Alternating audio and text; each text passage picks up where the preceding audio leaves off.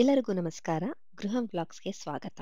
ಇವತ್ತು ತುಂಬಾ ಟೇಸ್ಟಿ, ತುಂಬಾ ಹೆಲ್ದಿಯಾಗಿ ಹಾಗಲಕಾಯಿ ಪಲ್ಯ ಮಾಡೋದು ಹೇಗೆ ಅಂತ ನೋಡೋಣ. ಮೊದಲಿಗೆ 2 ಟೀ ಸ್ಪೂನ್ ಎಣ್ಣೆ ಹಾಕೊಳ್ಳಿ. ಎಣ್ಣೆ ಕಾದ ತಕ್ಷಣ ಅದಕ್ಕೆ ಜಜ್ಕೊಂಡಿರುವ ಬೆಳ್ಳುಳ್ಳಿ ಹಾಕಿ, 2 ಟೀ ಸ್ಪೂನ್ ಕೆಂಪು ಖಾರದ ಪುಡಿ ಹಾಕಿ. ಹಾಗಲಕಾಯಿ ಮತ್ತು ಬಟಾಟೆಯನ್ನು ಸಣ್ಣದಾಗಿ ಹೆಚ್ಚಿಕೊಳ್ಳಿ.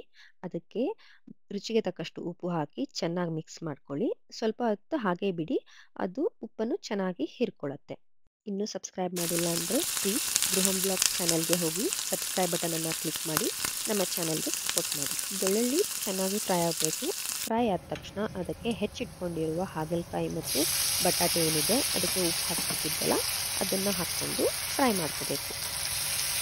ಹಾಗಲಕಾಯಿ ತುಂಬ ಹೆಲ್ತ್ ಬೆನಿಫಿಟ್ಸ್ ಇದೆ. Blood sugar regulation, digestion, weight management, skin health, ಹೀಗೆ ಹಲವಾರು. ಆದರೆ ಇದು ಕಹಿ ಇರೋ ಕಾರಣ ತುಂಬ ಜನ ಇದನ್ನು ಸೇವಿಸೋಕ್ಕೆ ಇಷ್ಟಪಡೋದಿಲ್ಲ.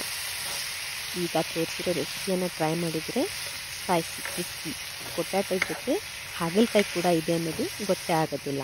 ಅಷ್ಟು ರುಚಿಕರವಾಗಿರುತ್ತೆ.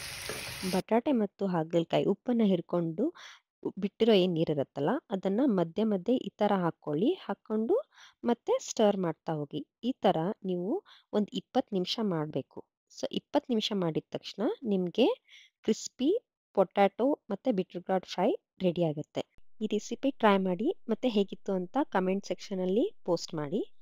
ಫ್ರೆಂಡ್ಸ್ ಮತ್ತು ಫ್ಯಾಮಿಲಿ ಜೊತೆ ಈ ವಿಡಿಯೋನ ಶೇರ್ ಮಾಡಿ. ಚಾನಲ್ಗೆ ಪ್ಲೀಸ್ ಸಬ್ಸ್ಕ್ರೈಬ್ ಮಾಡಿ.